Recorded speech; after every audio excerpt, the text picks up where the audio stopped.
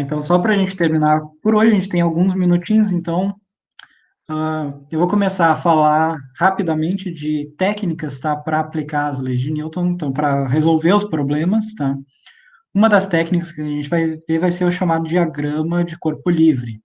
O que que é isso? É pegar um corpo e isolar esse corpo, tá? Representando ele, isola ele de tudo, na verdade, e representa esse corpo, pode ser por um diagrama dele, ou pode um desenho, ou pode ser simplesmente um ponto, tá? Com a mesma massa do corpo. E além disso, a gente põe as forças que atuam sobre ele, só isso, só as forças que atuam sobre ele. Então, só para exemplificar, o que, que seria isso? Um diagrama de corpo livre, quando a gente falou daquela situação da mesa. Tá? Então, a gente tinha uma mesa e tinha um objeto em cima dessa mesa. Então, estava aqui o nosso objeto. E a gente quer fazer o diagrama de corpo livre dessa situação. O que, que a gente vai fazer? A gente vai pegar o objeto, tá, que tinha uma massa m, por exemplo, e vai botar ele aqui, um ponto. Pode ser, nem precisa ser o desenho do objeto, né? Pode ser simplesmente um ponto com a mesma massa m. E aí, para equacionar isso aqui, a gente vai colocar as forças que existem sobre esse objeto. Então, o que, que a gente tem aqui de forças? A gente sabe que tem a força gravitacional para baixo, e a gente sabe que tem a força normal para cima. Tá? Então, a gente substituiu esse problema, esse desenho aqui, por essa coisa aqui, que é uma versão simplificada. Mas notem que continua a mesma coisa, né? A gente sabe que a força resultante sobre isso aqui, como ele está em repouso, tem que ser zero. Então, a gente sabe que mais Fn menos mg tem que ser igual a zero, né? Portanto, a força normal é igual a mg. Notem, mesma coisa que a gente tinha visto antes, né? Só de uma maneira simplificada. Então, o objetivo isso aqui é isolar um corpo, colocar as forças que atuam sobre ele para simplificar o problema, ficar mais fácil visualizar o que está acontecendo e calcular as coisas. Então, muito rápido agora, só para a gente terminar por hoje, nosso tempo está estourando. Vou falar um pouco sobre cordas e polias ideais, tá? Que são coisas que vão aparecer durante os problemas. Então, primeira coisa, o que é uma corda ideal? Uma corda que a gente faz uma idealização, tá? Sobre ela, a gente diz que ela não tem massa, que ela é inextensível. Então, ou seja, a gente tem uma corda, então vou botar aqui um desenho de uma corda. Por exemplo, tem uma parede aqui, a gente prende uma corda nela e a gente aplica uma força sobre essa, essa corda. Vou chamar de T, porque vai ser uma tração, né, ou uma tensão na corda.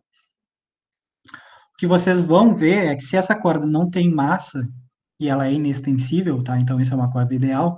Então cada ponto dessa corda, obrigatoriamente cada trecho ou cada ponto dessa corda tem que estar em equilíbrio, tá?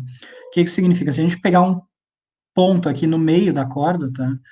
E a gente sabe que existe uma tração nessa corda, porque imaginem que a gente, em vez de uma corda aqui, a gente botou vocês aqui, tá? E aí vocês estão segurando uma parede de um lado e alguém está puxando vocês do outro lado. O que que vocês sentem? Vocês sentem uma atração, né? Como se o braço aqui de vocês desse lado estivesse sendo puxado para cá e esse outro braço estivesse sendo puxado para cá. A corda vai sentir a mesma coisa, tá? Ela vai sentir como se um lado estivesse sendo puxado assim e outro assim. E o que vai importar para a gente é quando essa corda é ideal, o valor da força que tem aqui desse lado, T, vai ser igual ao valor da força que tem do outro lado. Então, cada ponto sempre vai ter força resultante igual a zero sobre ele. Por quê? Porque se isso aqui não tem massa, tá? Então a massa dessa coisa é zero. Se ela tiver uma força resultante não zero, a segunda lei de Newton nos diria que uma força resultante diferente de zero é igual a uma coisa que é zero, tá? Porque a massa é zero, lembrem, aqui aparece massa vezes aceleração. Obviamente, isso aqui não pode acontecer, né? Então, as forças aqui sempre têm que estar equilibradas, tá? Isso vai aparecer mais em mais detalhe para frente. E outra coisa que a gente vai ver bastante são as chamadas polias, tá? Então, ser polias ideais também que não tem massa. Tá? E uma polia, para quem não lembra, basicamente é um disco em que, por exemplo, a gente passa uma corda nela, né, e ela muda a orientação dessa corda. E ao fazer isso, ela muda a orientação das forças também, tá? Então, digamos que a gente tem alguma coisa aqui e que a gente está puxando essa coisa com alguma força para cá. Então, imaginem alguém desse lado da polia puxando essa corda. Bom, a gente sabe que essa pessoa está fazendo uma força assim. Agora, o que a gente vai notar nesse objeto, se essa força for suficiente, né, tiver um módulo suficiente, é que essa coisa vai começar a acelerar para cima, a subir. E aí vocês notem que aconteceu aqui, a força, ela mudou de orientação, né? Porque aqui ela estava aqui para a esquerda e agora ela está aqui para cima.